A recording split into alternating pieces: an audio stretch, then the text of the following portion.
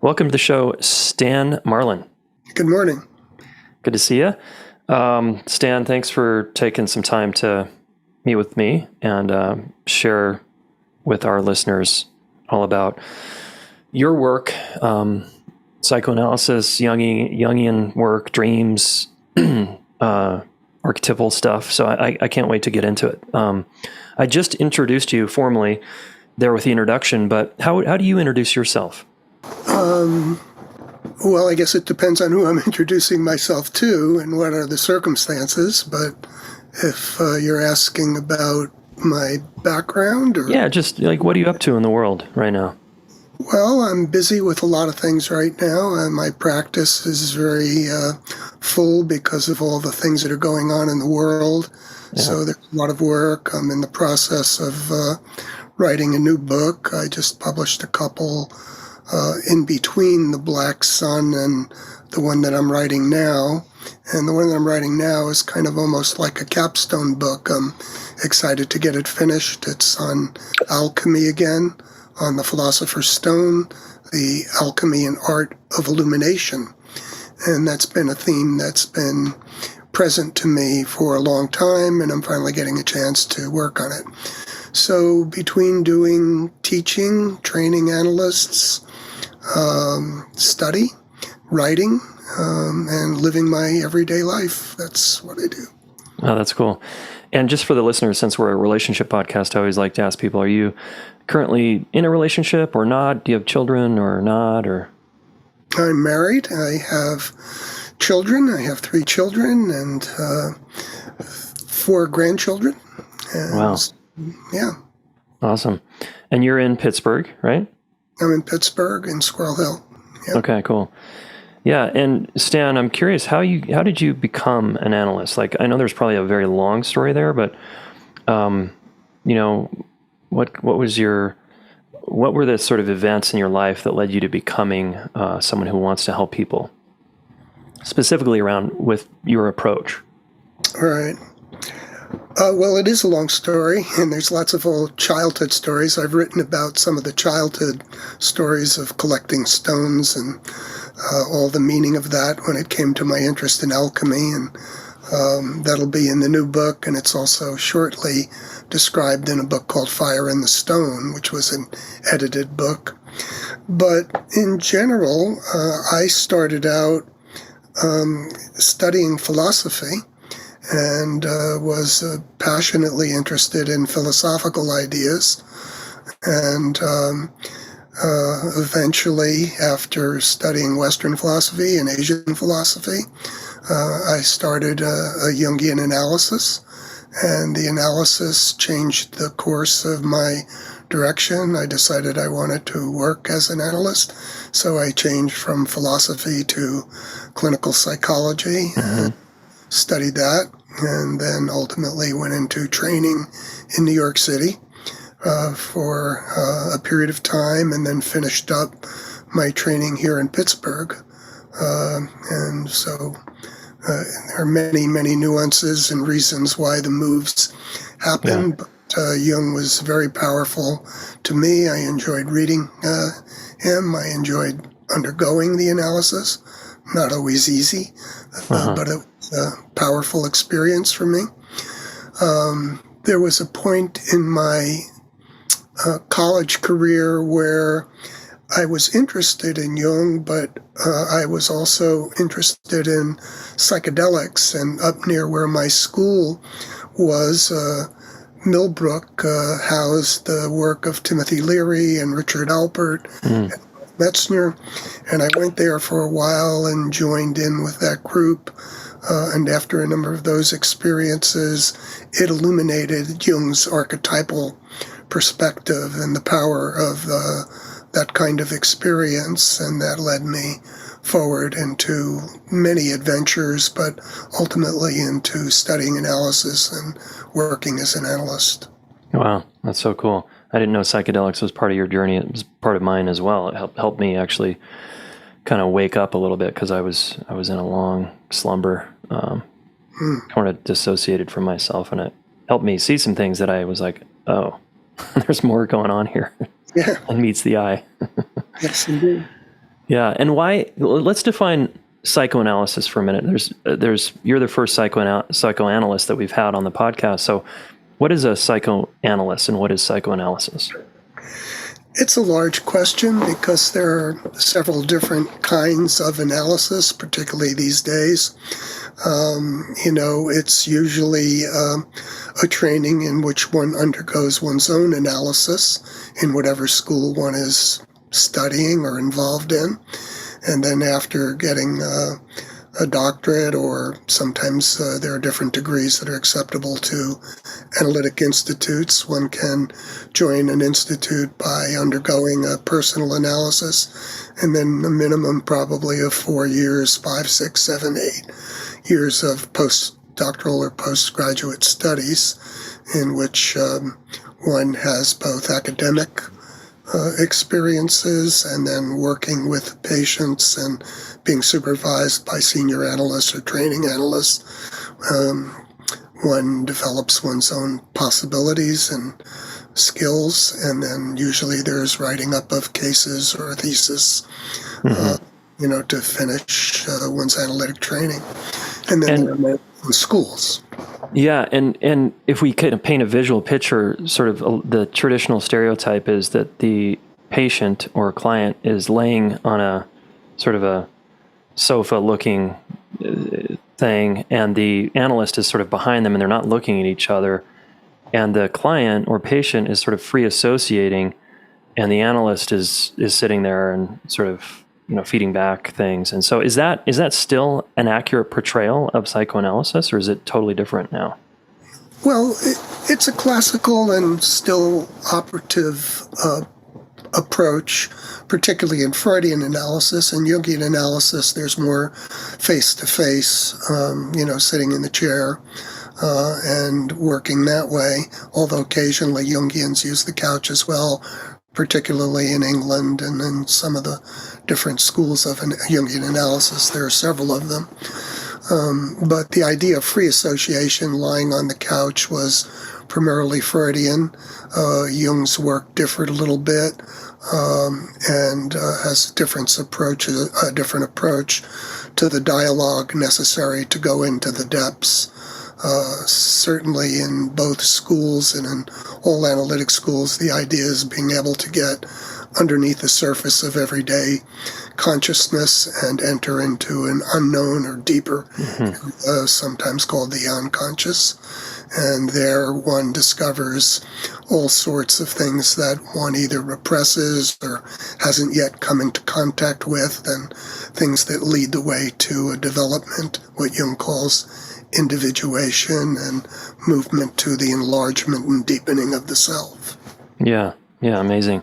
Now, I know you talk about hesitation and slowness being a part of psychoanalysis, meaning my interpretation of that is you need to let the client's process unfold naturally and not push it along or try to hit the fast forward button or,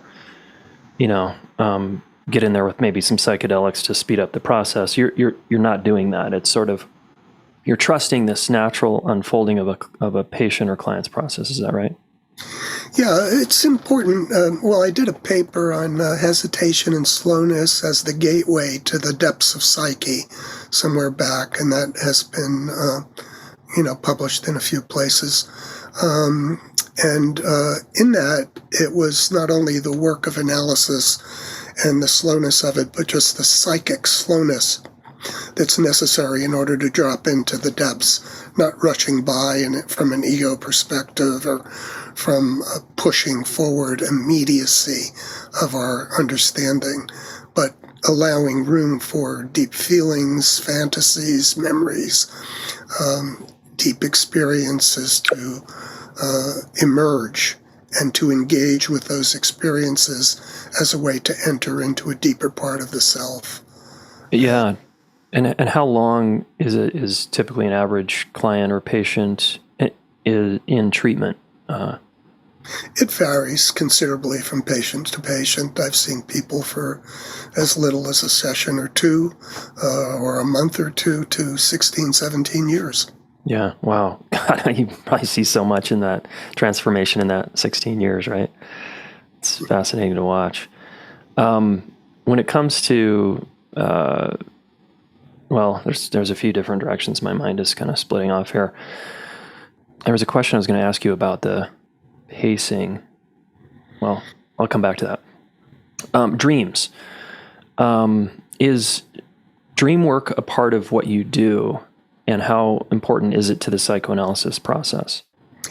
Well, dream work is something I do a lot of. Dreams is very important to me and to my practice. And it is true for most analysts, but not all. Some pay more attention than others to dreams. But for me, it's one of the essential pathways or opportunities to hear the voice of the unconscious speak, and to be able to look at those dreams, to slow down, to go into them deeply, often opens up pathways that we can't think of consciously. They have what Jung calls a telos, or a direction. Mm-hmm.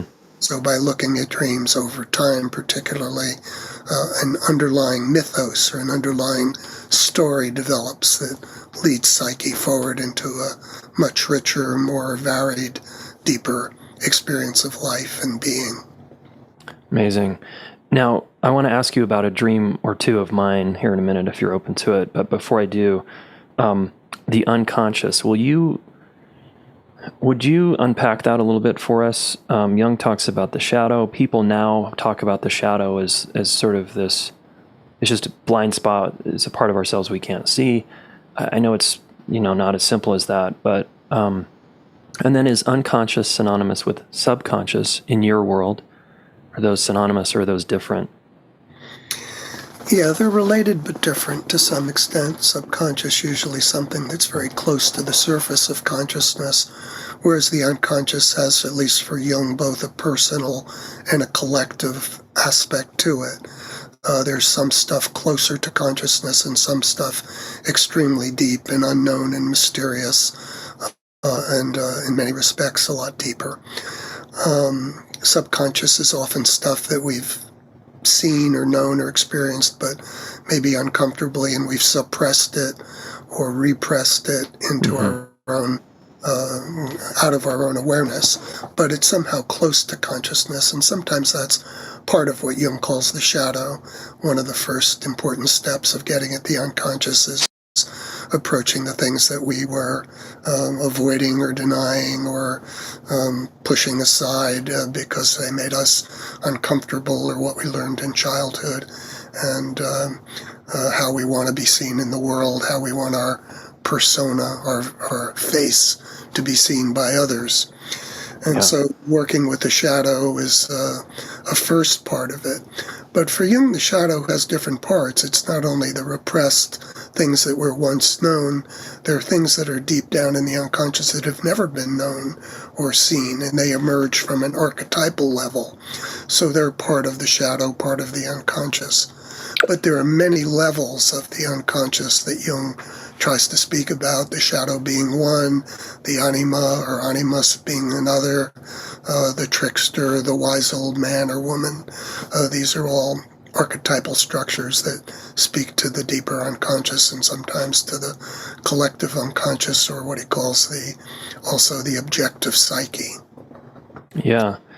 And the collective unconscious, say more about that. My understanding from my memory, my limited understanding here, is it's like the person is tapping into what we're all experiencing on this human plane. Yeah, that at some deep level there is a kind of profound connection between human beings and all of existence in some way. And that storehouse of possibility of the unknown has certain structures in it that are quite universal, not just one person.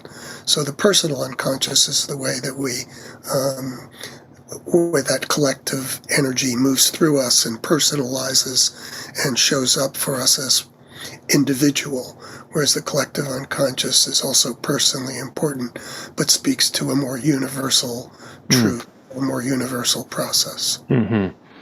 And where does the hero's journey maybe fit into this in terms of like a Joseph Campbell myth, the mythology of what we're up to as human beings individually. Like we have to sort of make this journey to become ourselves. And I'm curious how that fits into the Jungian work. Well, at one level, I mean, one could say in some respect it's related to what Jung calls individuation, the development of the self. So the journey to develop the self has many different ways of understanding that journey. The hero might be one aspect of it. The heroic struggle is a way of talking about the risks we take, the adventures we go on, the quality of seeking out the unknown, facing risks. So the hero is a particular kind of way of thinking of the individuation process. While there are many other ways of thinking about it, the hero is an important archetype. Sometimes it's important to get beyond the hero, because when we're always stuck in heroic consciousness, we don't sometimes experience other things. Like what? Like what? Well, like... Because I get stuck in the hero consciousness, I think. Well, like our everyday ordinariness, our frailties, our limits, our acceptance of things as they are, and many things. Yeah, totally. And just a sidebar question about individuation. How do you describe the difference between individuation and differentiation? Well, differentiation is an important aspect of individuation. We have to be able to separate, and we often are finding ourselves separate from different issues, from different parts of ourselves, from different people. We define ourselves and have to learn how we're different from the things in the world that we encounter. But then sometimes within ourselves, within our depths, our difference represents two different parts of ourselves that might be in conflict or in tension. So that difference often strives toward some kind of way of moving beyond the divide, so that we have these two different parts of ourselves. And if we can become conscious of both and not repress one or the other, if we hold both of those differences or otherness in consciousness, it generates an energy, what Jung calls a transcendent function. We hold it in consciousness, and something emerges, often an unknown symbolic expression of something that comes out of the tension of opposites and leads to some kind of unification or total difference from the two opposites, which takes us forward or on a path out of that stuckness. That split, yeah. That split. Is there, I imagine a lot of the work you do is dealing with this split internally that people have, right? Between these conflicting parts, between what I call a strategic self, that sort of the strategies I used in my childhood to get to survive, versus my essence or a true self, or the part of me that just wants to be freely me, and maybe didn't feel like there was room for that. Is there layers of that you're talking about here? Absolutely, yeah. I mean, I think we discover as we develop, as we grow, as we individuate, we encounter many, many differences inside ourselves, different feelings at different levels, and often they conflict or they're very different. When we're stuck, we don't know which way to go, what we want. We want this, or we think this is who we are, and then we discover there are other desires or passions or intentions that we're not aware of, and then sometimes they come up and they're conflictual. Yeah, absolutely. We desire to adapt, and sometimes adaptation gets us stuck in a kind of collective identification that we need to differentiate from. And then we need to differentiate parts of ourselves. And, so there's a lot of levels of that kind of separation that's necessary and exists within us. Yeah. Wow. I mean, there's a lot of layers here. It's like human beings. I mean, we find ourselves on this journey, and if we're lucky, we stumble across someone like you, and we might start to self-reflect And it seems like a lot of people are not doing that. Um, I'm curious, why is it so hard for people to just self-reflect and be curious about their inner life? Well, sometimes are many reasons, probably. I mean, maybe biological reasons, historical reasons, the way we grow up, our experiences in life. We might defend very strongly against the things that are underneath the surface. It's very hard to reflect on them because they're painful or shameful or feel overwhelming or many reasons it's hard for us to look inside. It's not an easy process at times. Some Yeah. people, Jung talks about typologies. Some people are more extroverted, some people more introverted. And again, we're oriented in different ways and in different perspectives. Um, but dealing with some of the issues of pain, shame, self-disappointment, um, uh, those are important things to turn toward if we're actually going to try to move through them and beyond them. And Hmm. that requires some real reflection on ourselves.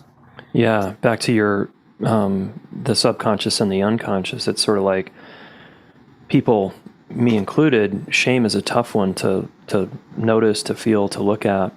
It is. But it's there, right? So that might be more of a subconscious thing that I'm constantly trying to keep at bay and push away. Right? Yeah. And then if I can turn toward that, I guess my question right now is, can you get to the unconscious if you're not willing to like deal with the little things or the maybe more surfacey things just under the surface? Well, what often happens, I mean, there's a lot of different stories and ways to talk about that question, but in fact, sometimes if we really resist all those kinds of things, the unconscious comes with more force. Yeah, right. So, in ways that are frightening, and if we don't get the message, it keeps building, and so it can turn into somatic problems or life problems or relationship problems. A lack of reflection and a constriction of how our personalities can flourish in the world activate unconsciousness, Yeah. unconscious immersion. Not immersions, but expressions that we have to struggle with. Yeah. Do you have an example that the listener might be able to connect to around someone maybe in your life or a patient who they kept resisting and then the unconscious sort of came on with more force? Yeah, sure. I mean, many, many, many cases, that's always part of the story. A man who I see, a physician actually, who grew up with a parent who was a father who was very, very critical of any kind of feminine behavior. And so that anytime he tried to play with his sisters or something like that, his father would criticize him and push him back into what he expected the masculine kind of reality to be for his child. And experiencing that created a great deal of inhibition, of shame, of repression, of, difficulties. And then growing up, a lot of times his feelings of embarrassment about human characteristics having to do with receptivity and interest in different things and self-expression, which were highly criticized, led to tremendous rages that would start to emerge autonomously in certain situations he couldn't understand, anger at different figures and things like that. So Hmm. his work has been very hard to reconnect with some of that early experience and try to work it through. But Mm. that's, one example of many, many. Whew. I feel my own story there. I'm like, are you talking about me? Just felt some sadness come over me because, I had, that was partly my upbringing was a stern father who, really rejected his own inner life and his emotions, and certainly anything that resembled a feminine sort of nature. And I had fits of rage, when I would drink too much in college. I would, all it would take is some little flip, and I would go into a kind of a blind rage and get in fights. And yeah, so that might be an example, right, of my unconscious trying to come forward to heal something or have me look at something.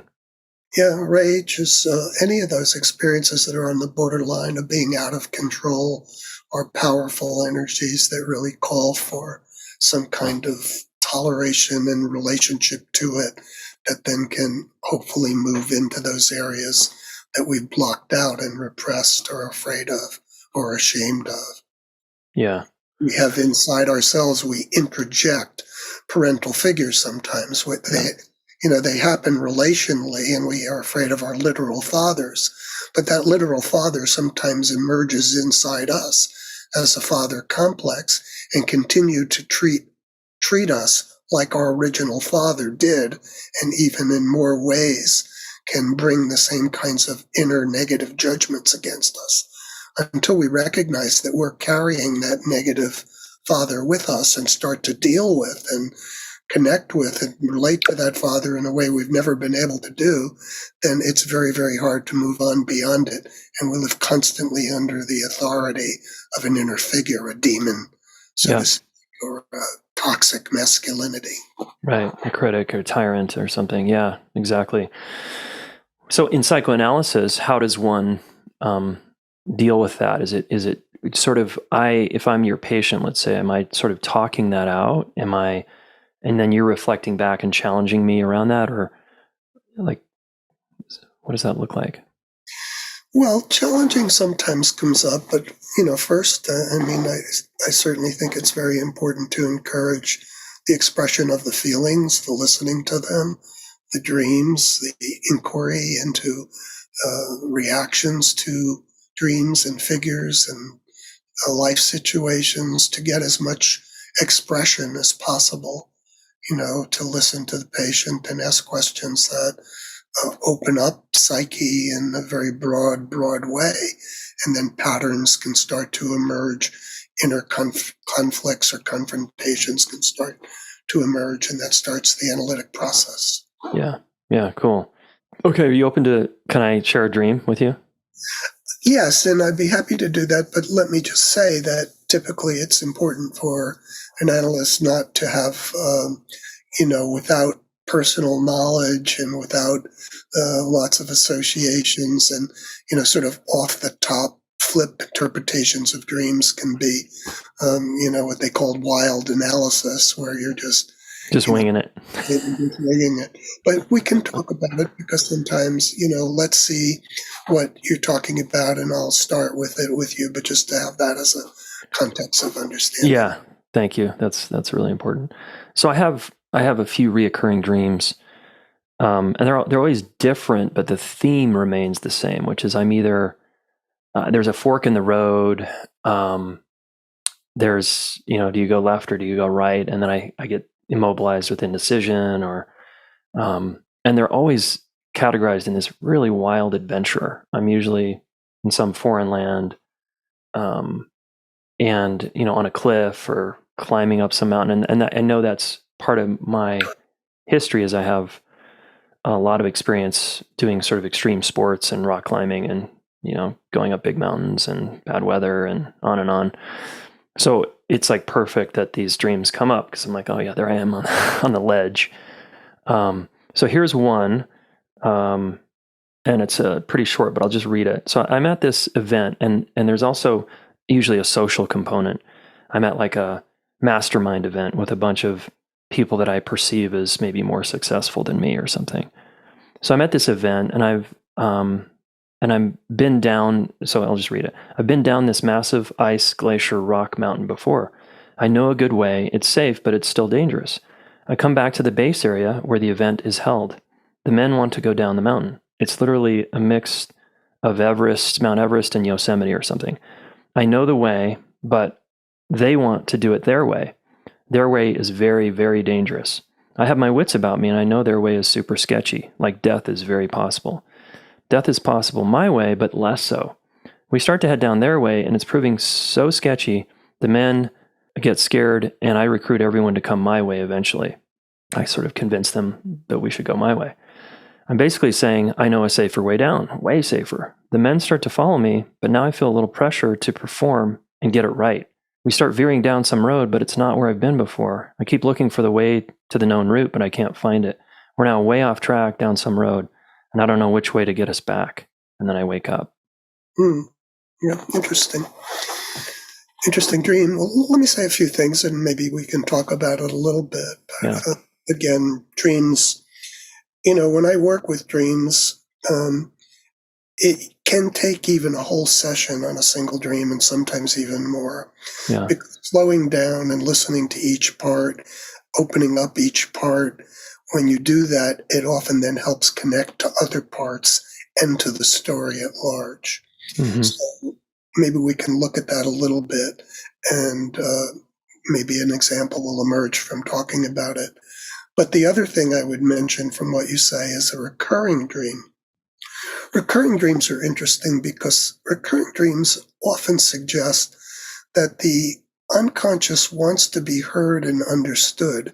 And when it's not well understood and there's a pressure for the soul, for psyche to move onward, it repeats itself again and again.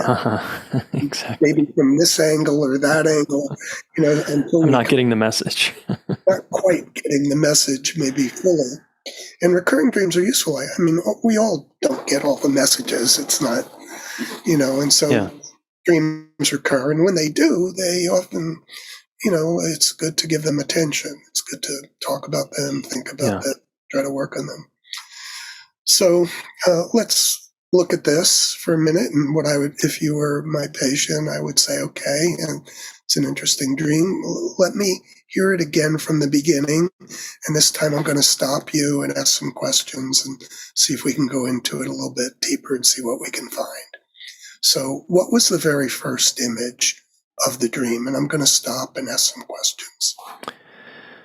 I'm in this environment where I've been down this huge, massive ice glacier rock mountain before. Okay, so let's hold it there. So the first thing is you recognize I've been in this place before, mm-hmm. and it's an ice glacier, and it's a mountain. Yeah. What do you think of when you think of ice glaciers and mountains? What comes to mind? What's the experience of that? It's excitement, adventure, fear, danger, beauty. So there's something about being in a spot like that brings up very strong emotions, mm-hmm. excitement, but also danger and fear. But somehow excitement that draws you onward. That kind of experience. Yeah, seems to be an experience. Something in you desires. When I put it that way, or I ask you about, or I mention that, what comes to mind when you think of that excitement and what that impulse is like for you? How does that manifest in your life? The impulse is like I want to explore it. I want to be in it. I want to engage. So desire to explore, to engage, and then what happens in the dream? Well, I start to, in the dream, there's a group of men wanting to go one way and I'm wanting to go a different way. Okay, so let's hold it there. There's a group of men, a lot of masculine figures who want to go one way, but you want to go another. Mm-hmm. So there's this difference of directions between the men that you experience in the dream and the direction they want to go in life or in the journey or in wherever you're going. And then you have a way you want to go. Yeah. Now, if we just take that much of it, what does that bring up to your life? There's some sadness here and some fear. Could I stop you for a minute and just ask you to stay with the sadness for a minute? Because sadness can be really important sometimes.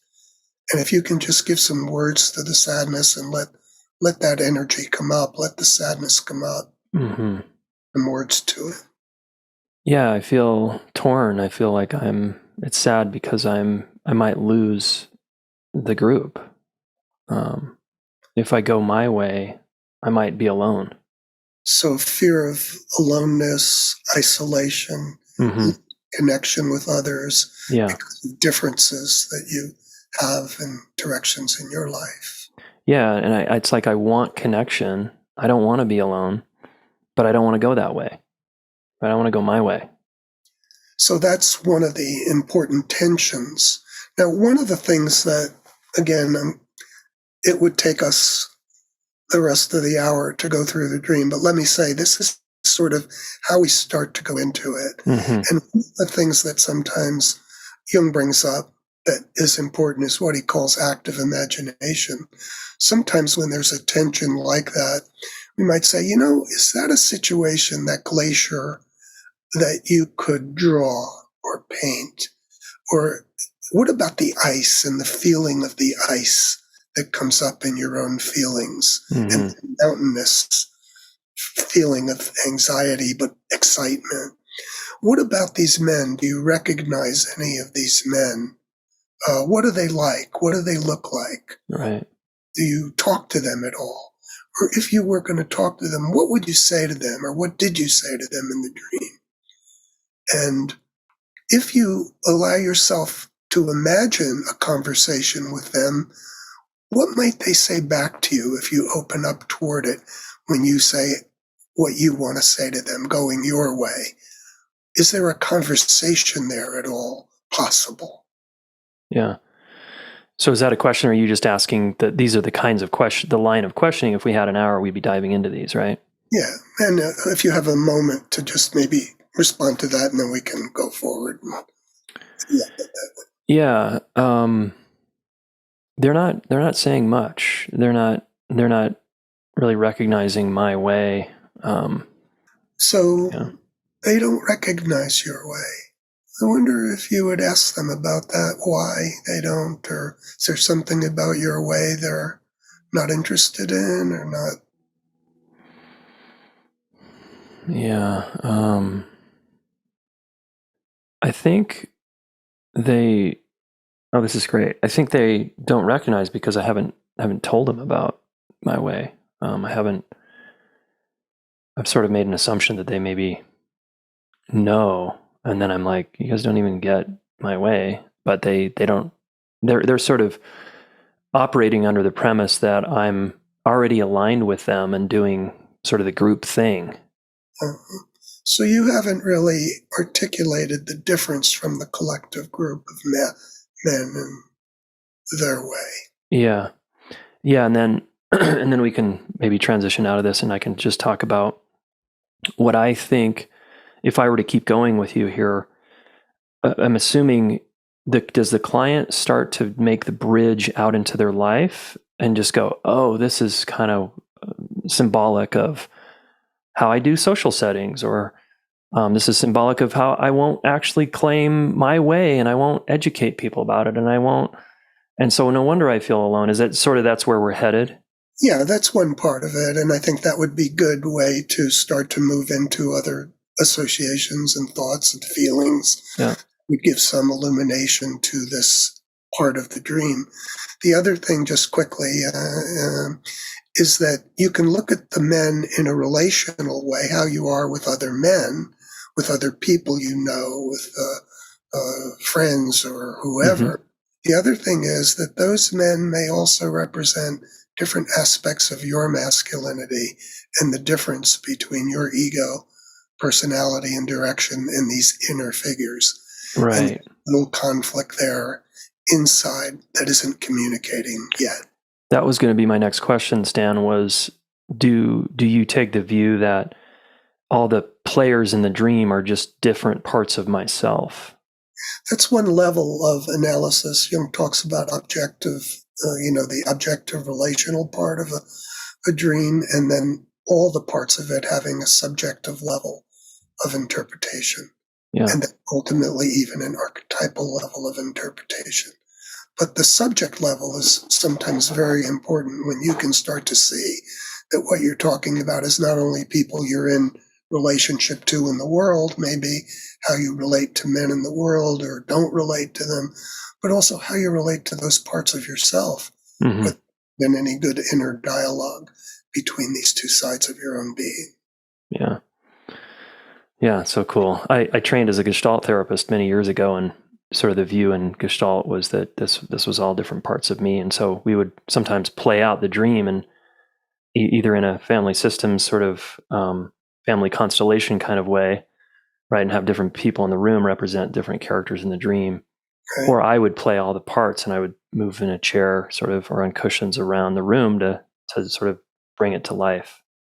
The Gestalt tradition is very close in some ways to active imagination in Jung. There's some differences and stuff. Yeah, I think that's the very thing I'm talking about. Getting in touch with those different aspects is part of the way of opening that dream. And then once you start to see into that, then different parts of the dream might start to connect and make more sense as you go through them. Yeah. So let me get your take on this. So I keep a dream journal and have for years. And I now, over the years, I've gotten a little more organized with it. So I label, it's now in a Google Doc. Sometimes I write them, but often I type them. And I say dream, and then I give the dream a title, usually just a one sentence title. So, because it has a theme, so that I can go back and if I want and review the document and review the theme and the dream and be like, okay, this one's reoccurring.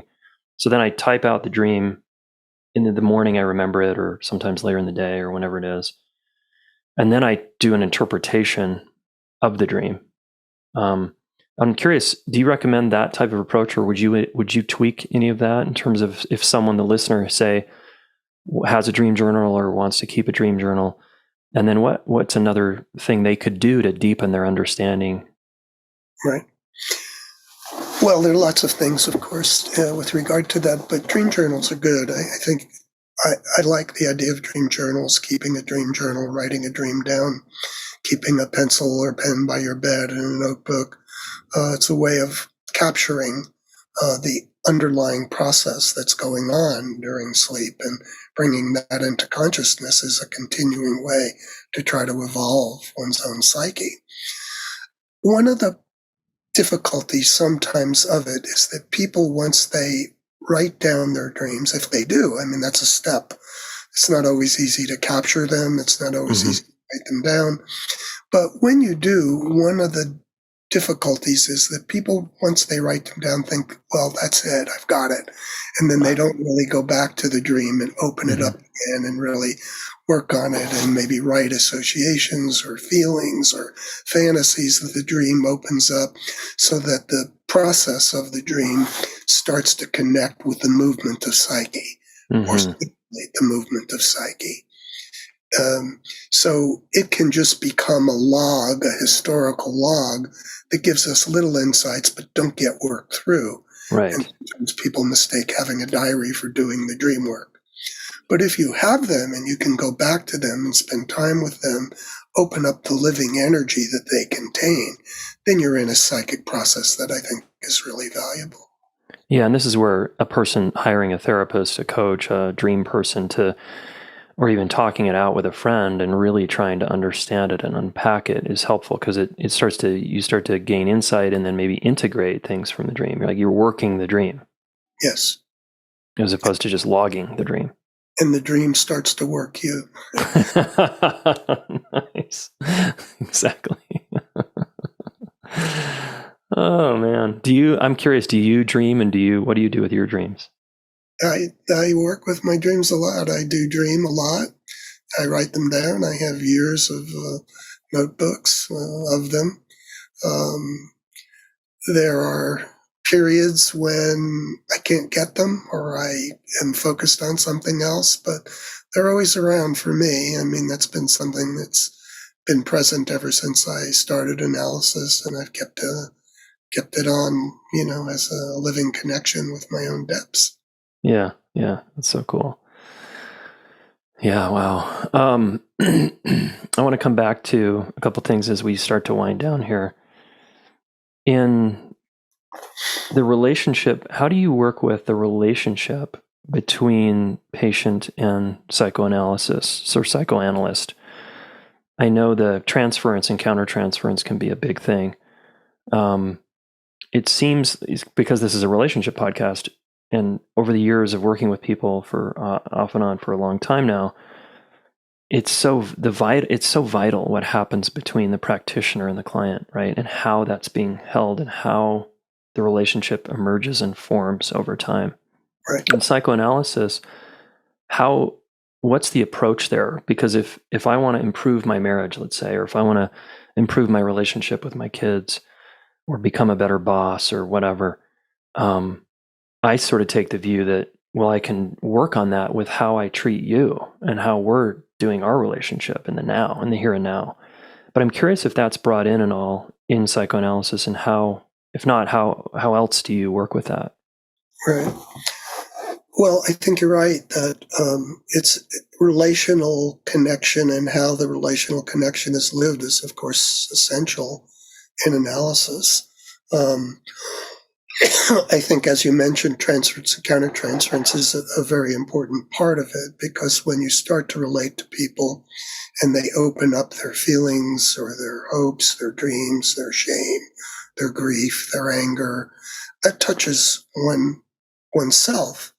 And if you are allowing yourself to be conscious of how that energy touches you, and you work on it in yourself, then you're less likely to project your own fantasies back on the patient. Mm-hmm.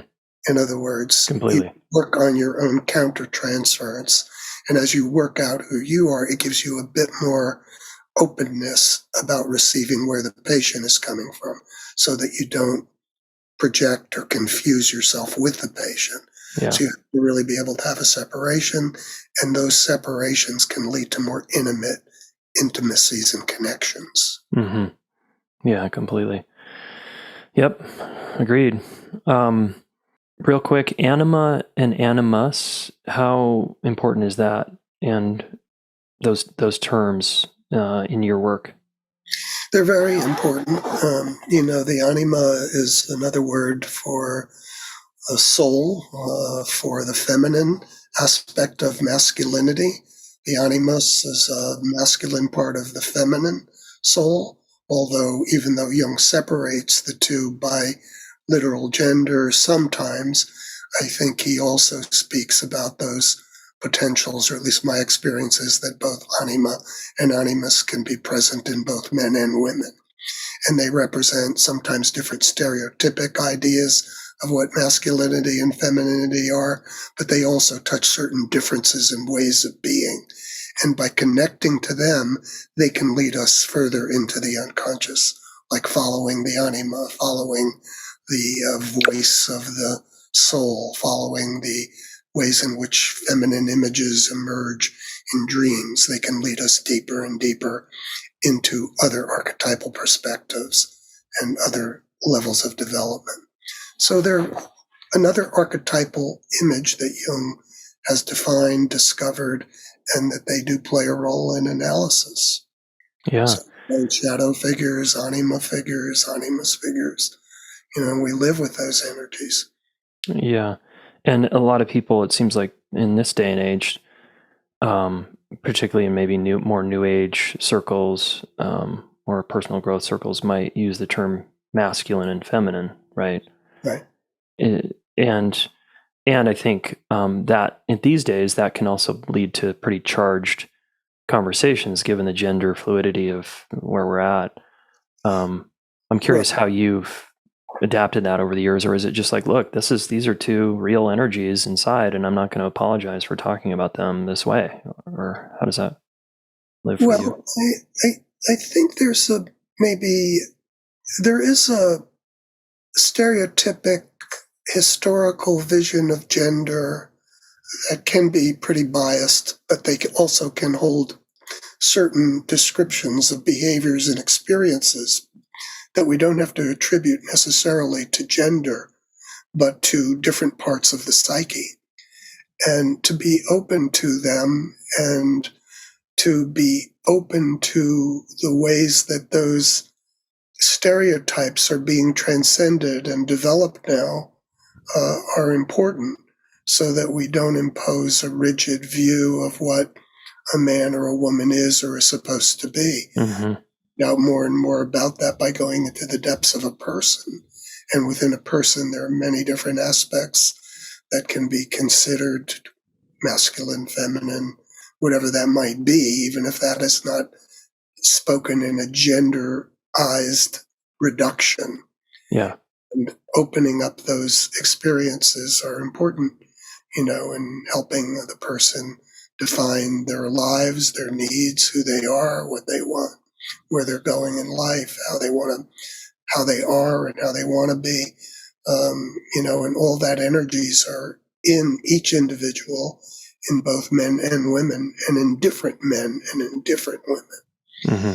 So that binary perspective sometimes can be very insightful, but it can also become a new stereotype. Yeah. This is what I have to be. Right. So Exactly. then do other things. Yeah. So it's very individual in my mind. Yeah. I see a lot of people, particularly because I've run men's groups off and on for a long time. And, this is how to be a man, right? It's just so simplistic and not helpful at a certain point. Yeah. Which doesn't mean that some of those, in other words, one can do what Jung calls an enantiodromia.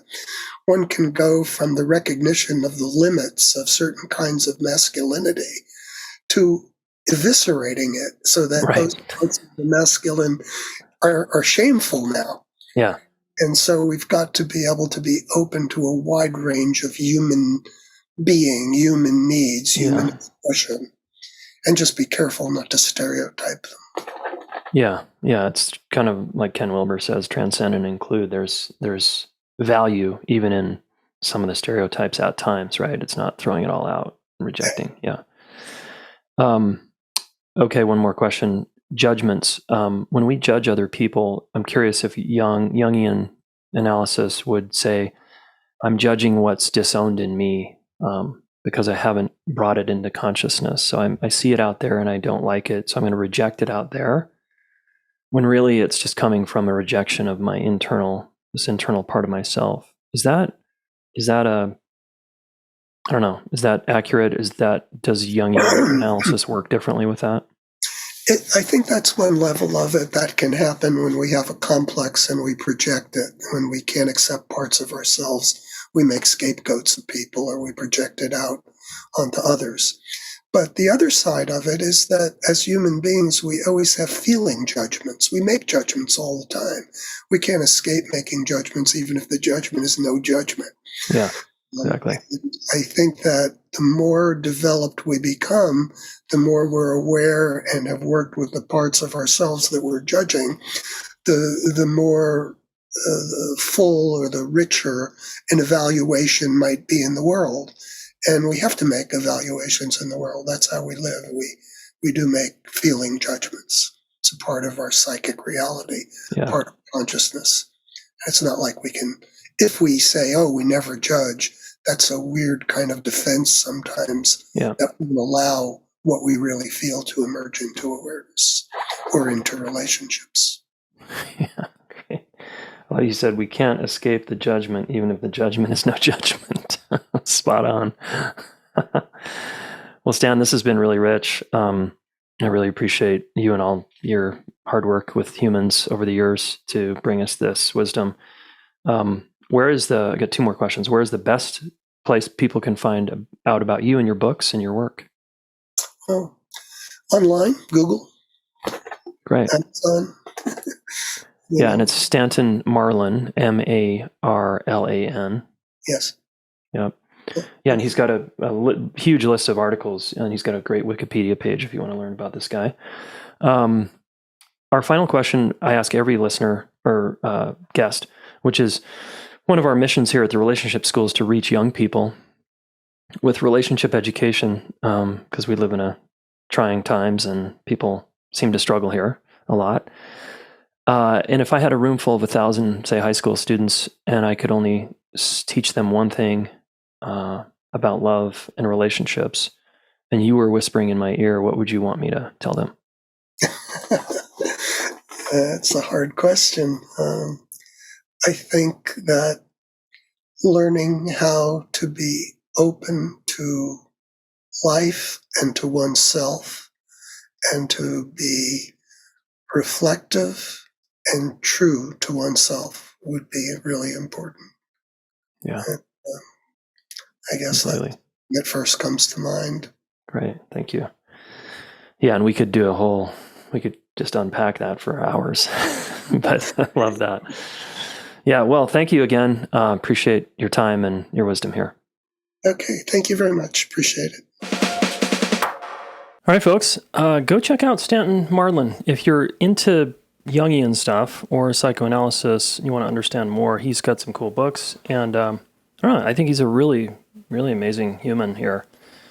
It's Stanton, Marlin, Marlan. So you can Google him. It'll take you to his Wikipedia page. All right, action step for me is to continue my dream journal. And really, it's like he said, so two things. If you have a dream journal, here's an action step. If you don't have a dream journal, here's an action step. Okay, if you don't have a dream journal, start one. I do a simple Google Doc, and I title every one of my dreams, and then I usually type it up, and then I put an interpretation.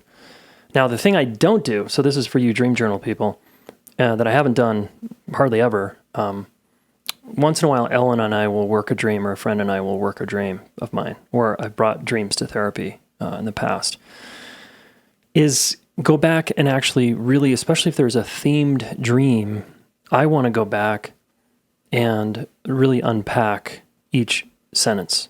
And how does it feel? What images come up? If I were to paint a picture, like there's a tremendous opportunity here for me to deepen my understanding of what my unconscious is trying to tell me through my dreams. So I feel excited about that. All right. Okay. Thanks, everybody. I look forward to connecting with you in the next episode. As you know, I've dedicated my life to helping people with their relationships, right? I want to solve this problem so that all of you can work through your differences and have fulfilling, amazing, badass partnerships and relationships, family, coworkers, friends, whoever. And I have trained a ton of relationship coaches, almost 100 certified relationship coaches, to help you specifically work through your relationship challenges. So I want to invite you to a special deal we're offering to the podcast listener, where you can get 50% off your first month of coaching with one of our amazing relationship coaches. Okay, if you're tired of therapy, it feels like that's going around in a circle, or you want to actually set goals and accomplish your relationship goals, hire a relationship coach. Okay, go to relationshipschool.com/get coaching now, and then use the coupon code FIRST50 to get the 50% deal off your first month of relationship coaching. Super psyched to have our amazing coaches serve you and help you get to the next level. Hey, thanks so much for listening. Please subscribe to this YouTube channel. Share one of these videos with a friend. We want to help the planet get their act together around relationships, and you are one of them, so thank you.